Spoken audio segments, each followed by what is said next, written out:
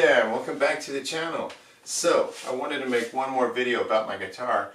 Pretty much wrapped it. It wasn't much of a restoration job because there really wasn't much to restore.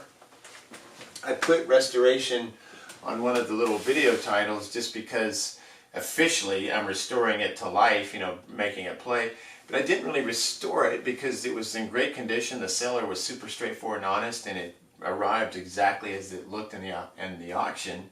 And the only thing I haven't done to it that I don't even know if I care is just fixing this little gap in the binding right here where I think it fell over on a stand. And that's one of the things you have to be aware of, is that it's this funky shaped guitar, and I've just done a video about these cool little fender stands that are so cheap, under 30 bucks. And they really do the trick with these oddly shaped guitars because you can, you know, change the measurements so easily, like change the dimensions of how the legs are positioned. But I think at some point this thing just went crank, you know, and so you would think that an oddly shaped guitar like this would be kind of odd to play. But this is known as an ergonomic instrument, as an ergonomic guitar, and a step forward, you know, potentially in the design. Steve Klein from Steinberger Guitars borrowed heavily from this design. I'm not sure where he borrowed heavily, besides the idea that he did this sort of same kind of cutaway space. His is a headless thing with the adjustments down here, so I'm sure there's a whole bunch of different tech. But I think some of the original idea was realizing that this design and shape was ergonomic, felt good to play. That's kind of how he based, you know, the beginnings of his guitar designs, sort of around that model. And I think there was a lawsuit, or close to it, that Ovation was going to file regarding the Breadwinner design that he borrowed for one of his guitars. But it never went anywhere because the Breadwinner was not a success. So, what I wanted to show is the ergonomic capabilities of the guitar. For starters, because I'm like an evangelist for this thing now, for starters, just as a guitar, the neck on this thing is insane. I mean, I have to say that this is my favorite neck of all time, and I've got some nice guitars. This used to be my favorite neck. Then this started being my favorite neck. This has never been my favorite neck, but this is working. And I used my setup dimensions, like the way this is set up, to set this thing up, and it's finally playing like it should. Still just barely gets into intonation, and there's another reason for that. It needs to be re-drilled. But, or somebody way smarter than me needs to go to work on the nut and get this completely right. But it's darn close, and it got a lot better after I got this guitar, because I had a chance to just feel this neck. And it is, the neck is really something. It's like, it's very similar to the Gibson. It's the closest thing, but then it has its own little thing too. Hard to kind of pinpoint or describe. But if you get a chance to pick up the acoustics, apparently those have really nice necks too.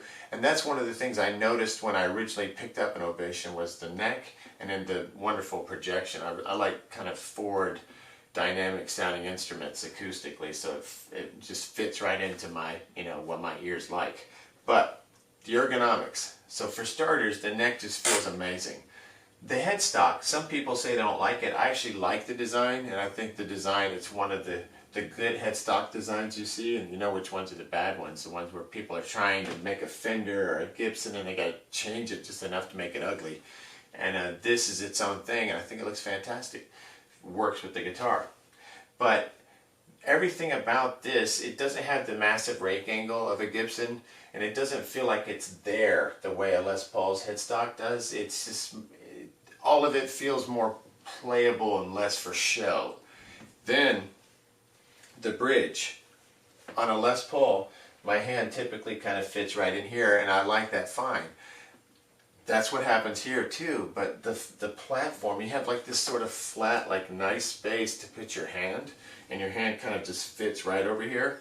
And if you're that kind of player that sort of has your hand sitting back on the back end of the bridge, you know, on the bridge pickup, it's amazing. At one point I realized, like, man, my hand feels great. Like, it feels like nothing. It's like you've got it on a nice tabletop or something, as opposed to the usual feel. I don't even have my hand down on a bridge on a 6-point vintage steel trim, because it just doesn't, for whatever reason, the scale length and just the feel of it, I don't feel like it's a place to rest my hand. I kind of float with a Strat.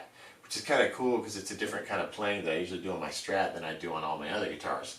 But the comfort of this, like if you're just looking for a guitar to play in the studio, to play live and have multiple versions of sounds, you know, like different distorted sounds, different kind of clean tones, a mix, a dirty clean tone, you would be so comfortable just doing your thing with this awesome bridge position for the hand.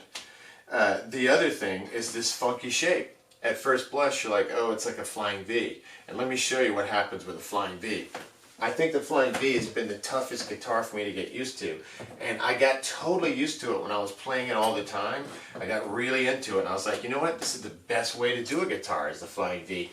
But as soon as I kind of set it aside for a minute, went back to my Strat, my Les Paul, now this Breadwinner, it feels weird again. So it's a thing where you get used to it, but it does take a minute. And I don't know that it's ever ideal, you know, for a player, unless you really take to this sort of classical position, which I really like. I actually, you know, I don't want to sound like I don't like the way this feels, because I actually do, but it's sort of like you're making the best of it, you know, whereas this, it's just different. So here we are. If you try to do this, it's funky, you know. You could do it, and you can get the little pad that makes it stick to your leg a little better, but it just doesn't feel right, you know. I don't know how to describe it. So you really have to hook here, do this kind of thing, and that does work, and it puts you in an interesting position. It puts you in a really nice kind of correct hand position, as far as like you're supposed to be parallel to the fretboard and all that kind of thing, and it kind of just naturally puts you there. And once you get used to it, you have full access, you know. So this is kind of ergonomic in its own way. It's just clumsy.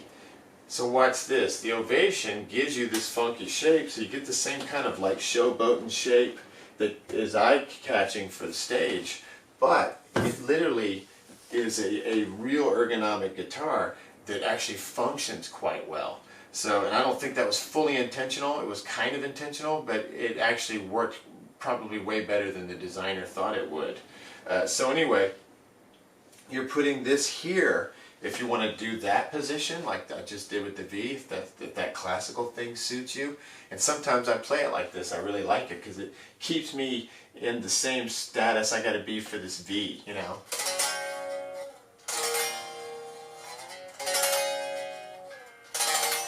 Very, very comfortable. But I've often found myself sitting on the bed. That's where I play guitar a lot, a right guitar, like sitting right over there on the bed. So with that, in that case, I'm in a Strat type position, and it feels great. Look at this. Now you're like in a Strat type position, or a Les Paul type position, where you just, so it works here, and it works here.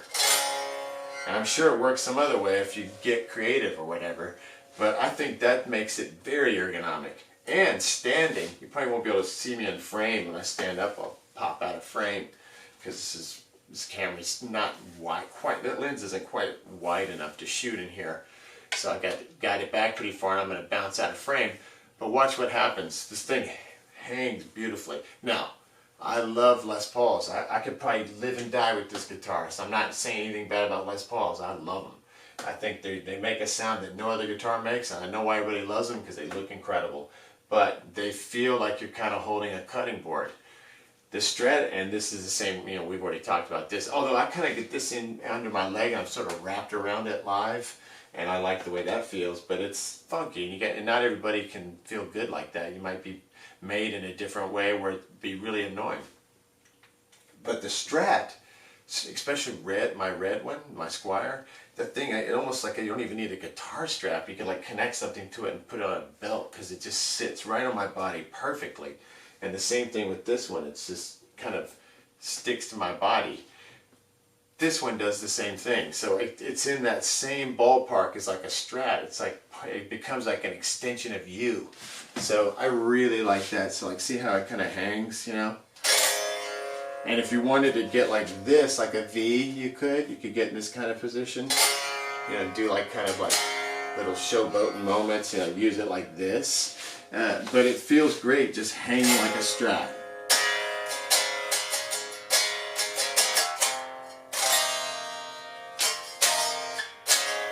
And you go in here with one of those angled plugs, That feels great. There's no funky business on the top of the scratch plate or pick guard. Easy access to the controls. Very easy layout to understand, like once you get the hang of it. Your neck, your bridge, the two pickups combined out of phase. Notch filter out, notch filter in, tone control, volume. Most rockers are at 10, unless you're like a blues guy, and then you might roll off to get a certain effect.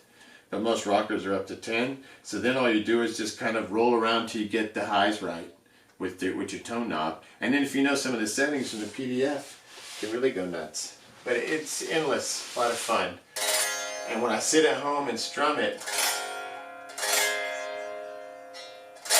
it sounds and feels incredible. And like I said, it's just mega comfortable. It's like you just forget that you've got a guitar. I love the way this guitar makes me work so hard. It's got high action, 1152s on it. Everybody who plays this is like, ugh, how do you, ugh. This thing is kind of a hard guitar to play, but this one, it's like a dream. So I quickly scrambled. All my ideas about high action, all that got kind of jumbled a little bit by this thing because it does not have high action. It's got lower action, but it's so perfect that it doesn't do any fret buzz. You don't lose any power, and it's just so much easier to play. So if I do a workout on this thing where it really, makes my fingers start to bleed, not really, but feels like it, then you come over here and it's just so easy. So this thing is awesome. I know I keep making videos about it, but I'm just an evangelist for it. There's so little out there, and there's a lot of negativity about it because, people didn't quite understand what it was trying to be. And it's like you can only get a second, It's kind of like music. Just toss it up on the wall. If it sticks with the public, it sticks, and everybody wants it for the next 50 years. But if it doesn't, it gets confined to the dustbins and forgotten. And, a lot of that kind of stuff we've missed out on little things that, just got tossed because they weren't fashionable. Next time.